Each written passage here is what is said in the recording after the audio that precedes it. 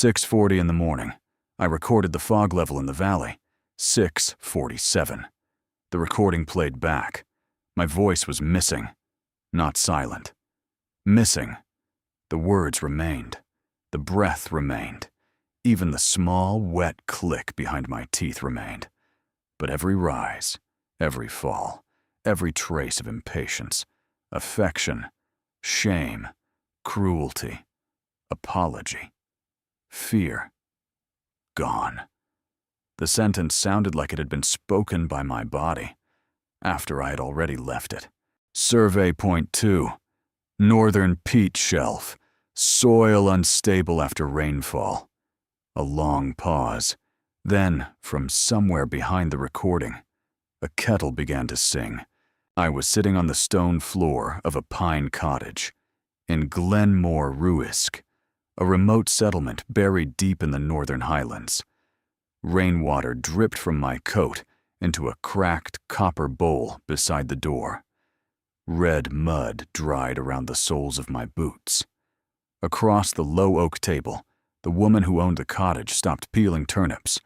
Her name was Elspeth. She looked at the recorder. Then at the cast iron stove. The kettle on the stove was cold.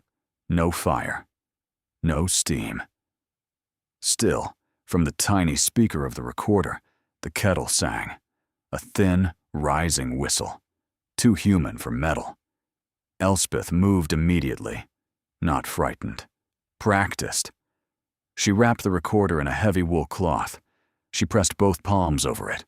She held it down until the whistle flattened into a dull electrical hum. Then silence. Outside, someone tapped on one of the porch beams. Across the valley, other houses answered through timber and stone. A message traveling through walls. Never voices, never after dark. I should have left that morning. Instead, I opened my notebook and wrote, possible regional sound taboo associated with valley fog activity. I underlined possible. That was how I protected myself back then. Professional uncertainty. I was 38 years old, geological engineer, separated, but not officially divorced. Good with measurements, good with reports, good with sounding calm during arguments, but bad at understanding why people cried after I spoke to them. The council sent me to Glen Mòr-Ruisg after 3 landslides damaged the old mountain pass. They wanted slope readings, drainage behavior, bedrock exposure. They did not ask me why 42 families in a valley full of fog had learned to live without emotional sound.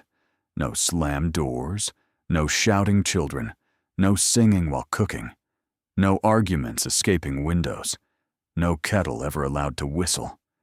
The silence in Glen Mòr-Ruisg was not peaceful. Peace has room inside it.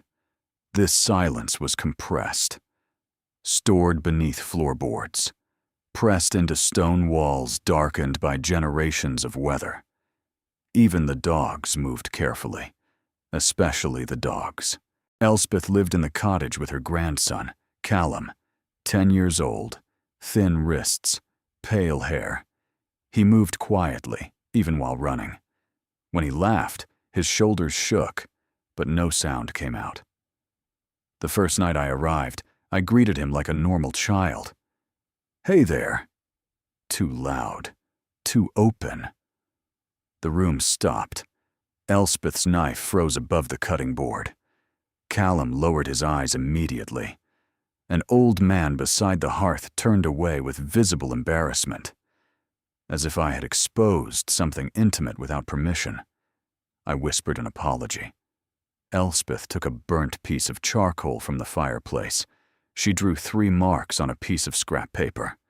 A rising line, a falling line, a flat line. Then she pointed at her throat, then at the fog beyond the window. Then she crossed out the rising line. I thought she meant volume.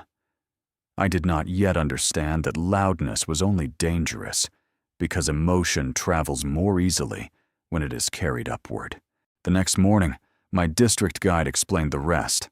His name was Ian, 27, local council contract worker, blue rain jacket, smelled faintly of wet tobacco and diesel. We were walking the lower heather slopes, while mist crawled between the peat terraces. No one called to each other across distance. Workers tapped shovels against stone. Children knocked patterns against fence posts. Even greetings were transmitted through wood. "They don't fear noise," Ian said quietly. "Then what?" He adjusted the survey rod in the mud. "They fear shape." "Shape?" "The shape inside a voice." I did not answer.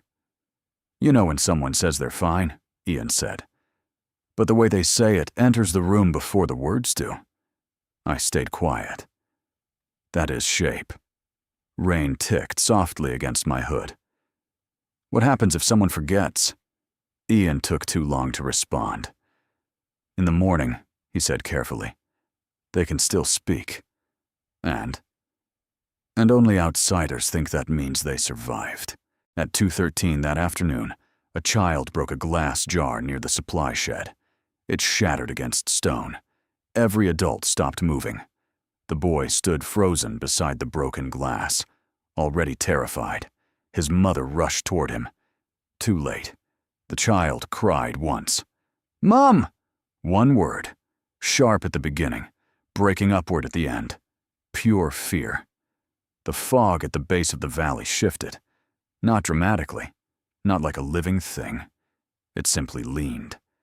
Every worker lowered their eyes. The mother pressed both hands over the boy's mouth. The damage was already in the air. "That is shape." Rain ticked softly against my hood. "What happens if someone forgets?" Ian took too long to respond. "In the morning," he said carefully, "they can still speak. And only outsiders think that means they survived." That night, the entire valley sealed itself before dark. Doors packed with wool cloth, windows locked with iron hooks, cooking fires reduced to embers, every kettle emptied and turned upside down. I lay awake beneath thick blankets, listening to rain move across the slate roof. My recorder sat beside the bed. I told myself I would not use it. At 11:32, the room became cold. Not winter cold, a different cold. The temperature a room becomes after someone says something unforgivable. Fog pushed beneath the door. The wool cloth slowed it, but did not stop it. It moved across the stone floor in a narrow white strip. It headed toward the wall, facing the boys' cottage. Elspeth sat awake beside the hearth. Callum sat beside her, with both hands covering his mouth. The fog touched the wall. The mortar darkened. Then the child's voice came through the stone. "Mum!" The exact same cry, the exact same rise. Again. "Mum!" Softer. Again. Lower. Again. Flatter. The wall was wearing the feeling out of it, grinding emotion down into something usable. By the 7th repetition, the word remained, but the child was gone from inside it. A shell of a voice. I reached for the recorder. Elspeth saw me. She shook her head once. I pressed record anyway. There are moments when a person discovers who they are. Mine arrived with a red recording light. By morning, the child was alive. He sat outside, eating porridge from a polished pewter bowl. His mother touched his hair constantly, as if checking whether he was still physically there. I asked him his name. Ian grabbed my sleeve. Too late. The boy answered. Flat. Not robotic. Not emotionless. Worse. The voice sounded recently emptied, like a room after the furniture has been removed. His mother turned away. She began polishing an already clean bowl with shaking hands. That was when I noticed every dish in the valley shone too brightly. Everyone in Glen Mòr-Ruisg spent their days cleaning hollow things. At 8:50 the next morning, I tried sending a field update to the council office. Subject: Northern Slope Stability Findings. persistent fog, high soil saturation. I paused. Then I added, residents demonstrate unusual low speech communication patterns likely connected to... The sentence changed while I watched the screen. Residents demonstrate unusual grief retention patterns. I stared. Then it changed again. Residents store emotional residue structurally. I slammed the laptop shut. From inside the dead speakers, Elise's voice said quietly, "You always sound calm when you're being cruel." I froze. The laptop battery was dead. Elise had said that 6 months earlier. During the final night, we shared the apartment. She had stood beside the kitchen sink, holding a yellow mug with a crack through the handle. Rain outside, dishwater cooling beside her wrists.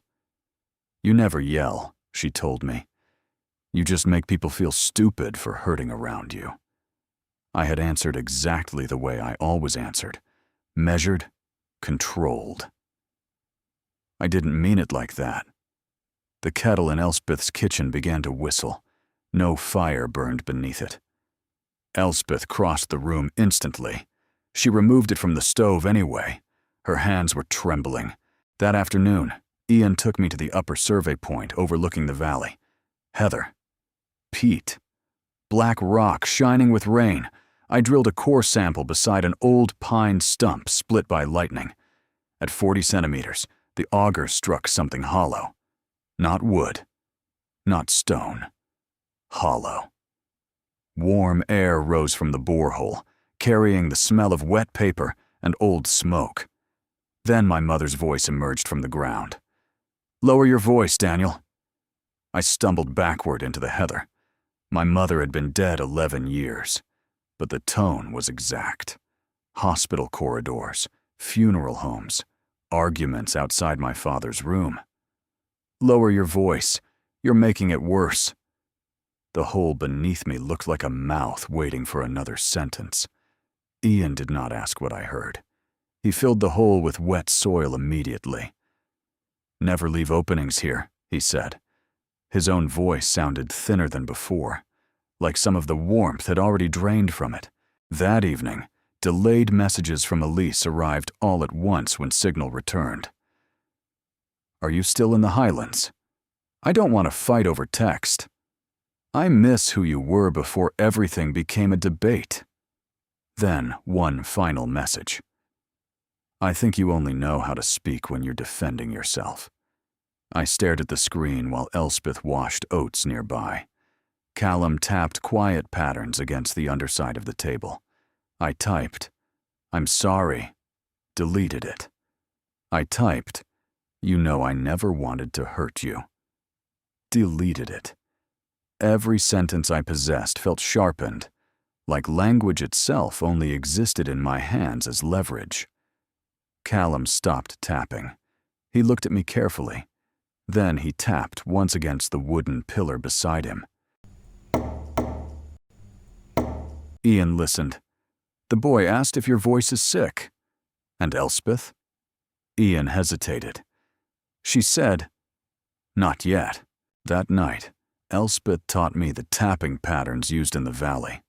Not language, etiquette. Never strike wood with anger. Never tap someone's name after sunset. Never repeat the same question more than once. And never tap on a kettle. "Why?" I asked. Nobody answered. Callum touched his throat. Then he pointed at the kettle. Then he closed his fist tightly. I wrote in my notebook, "Kettles appear symbolically linked to emotional release." Then beneath it, "Do not let the kettle sing." Village life continued around the horror. That made everything worse. Women washed clothes beside rain barrels. Children practiced tapping patterns the way city children practiced handwriting. Men repaired stone fences, damaged by mudslides. Elspeth cleaned her walls every morning with hot water and cloth. The cloth always came away gray, not dust. Something finer. I asked Ian what she was cleaning. He did not answer directly. Callum did. He drew a mouth in my notebook. Then a house. Then lines moving from the mouth into the walls. Then he rubbed the mouth away with his thumb. At 4:15 p.m., a council maintenance officer arrived from Inverness. Plastic raincoat, loud boots, too confident. He shouted from the road, asking who approved culvert repairs. Every person in the valley froze. Ian waved frantically for him to lower his voice. The officer laughed. Then he shouted again. "Who signed the bloody repair order?" The fog shifted upward from the valley floor. The officer slept in the lower storage cottage that night. At 10:04 p.m., my recorder activated itself. The file appeared automatically. No record button was pressed. The audio contained rain, wood settling, heavy breathing. Then the officer's voice. I didn't know. Silence. Then multiple voices repeating the sentence back to him from inside the walls. Didn't know. Didn't know. Didn't know. Then a kettle whistle slowly rising beneath the recording. There was no kettle inside that storage cottage. By morning, the officer was alive. He thanked Elspeth for breakfast. Flat. Apologized to Ian. Flat. Asked me for directions. Flat. Then he drove away through the fog, as though he were only mildly inconvenienced. That was when I finally understood. The valley did not punish sound. It harvested emotional intention. Anything carried strongly enough inside a voice became structural. Arguments, regret, fear, love, apologies, control. The fog did not steal speech. It separated feeling from language. And afterward, the person remained alive enough to continue daily life. Working, cooking, driving, paying bills, only emptied. That realization should have made me leave immediately. Instead, I tried to explain it. That was my final mistake. Late that evening, another message arrived from Elise. You always say, I didn't mean it like that. But eventually, intention stops mattering. I stared at the sentence too long. Then I snapped my laptop shut, hard enough to crack the plastic casing. The sound exploded through the cottage. Callum covered his ears immediately. Elspeth dropped a ceramic bowl. Outside, the fog rose sharply against the windows. I had not shouted, but I had broken the room with emotion. Ian arrived before sunset, carrying my equipment case. We leave tonight. Because of noise? 'Cause you keep opening yourself. That doesn't mean anything. It means the valley knows where to find you now. A single knock came at the door. Tap. Small. Polite. Then my voice spoke from outside. Open the door. My mouth remained closed. The voice outside continued softly. I didn't mean it like that. Exactly Elise's memory of me, not mine. The fog slipped beneath the door, thin white streams curling across the stone toward my boots. Then other voices began leaking from the walls, the child crying for his mother, the maintenance officer whispering apologies, a woman repeating someone's name over and over, an old man swallowing a laugh halfway through. The cottage contained decades of unfinished emotional weather. Callum tapped rapidly against his own chest. Ian translated quietly. He says don't answer yourself. Outside, my voice became impatient. Don't make this difficult. There it was, the sentence I built my entire adult life around. The sentence that meant, your pain is interrupting my explanation. Elspeth walked toward me slowly. Then she snapped. She slapped me across the face. The sound cracked through the room. The fog stopped moving. Elspeth closed her eyes. Not angry. Resigned. She had made a loud sound. For me. Callum began shaking his head violently. No. No. No. His hands said it because his voice no longer could. Elspeth pulled him close. Then she looked directly at me, and she spoke aloud. Go. One word. Warm. Alive. completely human. The fog entered her mouth before the sound finished leaving it. The kettle on the cold stove began screaming. Ian dragged me toward the rear steps. I looked back once. Elspeth sat in the center of the cottage, holding Callum. Around her, suspended in the air like threads of dim gold, floated every emotional tone she had ever given her family. Lullabies, warnings, comfort, laughter, gentleness. A grandmother becoming visible only as she was emptied. That image never left me. Not the fog, not the voices. That. By dawn, we reached the district town. Noise everywhere. Traffic. Phones. Arguments. Laughter. People spending emotions carelessly into open air. It felt obscene. Ian dropped me outside a brick guest house. His voice was almost completely flat now. "I spoke too," he said quietly, "to tell you to move." It was barely anything. A small mechanical smile crossed his face. Barely anything is still a seed. I never saw him again. The doctors later called it acquired aprosodia. Stress-related vocal effect impairment. They gave me software exercises. Repeat after the tone. "I'm happy to see you. Please come inside. I forgive you." The software says I am improving. The software is wrong. I can imitate warmth now. Enough for work calls. Enough for grocery stores. Enough for strangers. But imitation is not return. I live in the lowlands now. Small rented room above a pharmacy. I inspect retaining walls and drainage channels. I wash dishes immediately after eating. I never let water boil unattended. Sometimes, just before dawn, fog gathers on the third stair below my apartment. Only when I think about calling Elise. Only when I wake with my mouth open after dreaming of the valley. Last month, a package arrived without a return address. Inside was my field recorder, wrapped in Elspeth's wool cloth. I burned it in a metal basin behind the building. As the plastic melted, a kettle whistle emerged from inside the flames. Then, Elspeth's voice spoke flatly through the fire. "Enough. This morning, I woke to red mud footprints crossing my kitchen floor. Small, bare, a child's footprints. Beside them, condensation formed on the window. 3 rising marks. Not words. Not yet." At 6:40, the weather forecast said visibility was clear. At 6:47, fog pressed softly beneath my apartment door. The kettle sat cold on the stove. Empty. Still, it began to sing. Then my old voice returned from somewhere inside the fog near my feet.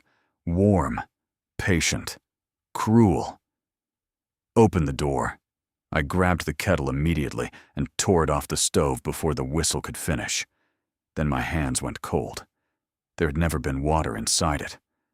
Only room for a voice. Silence filled the apartment. Not peaceful. Listening.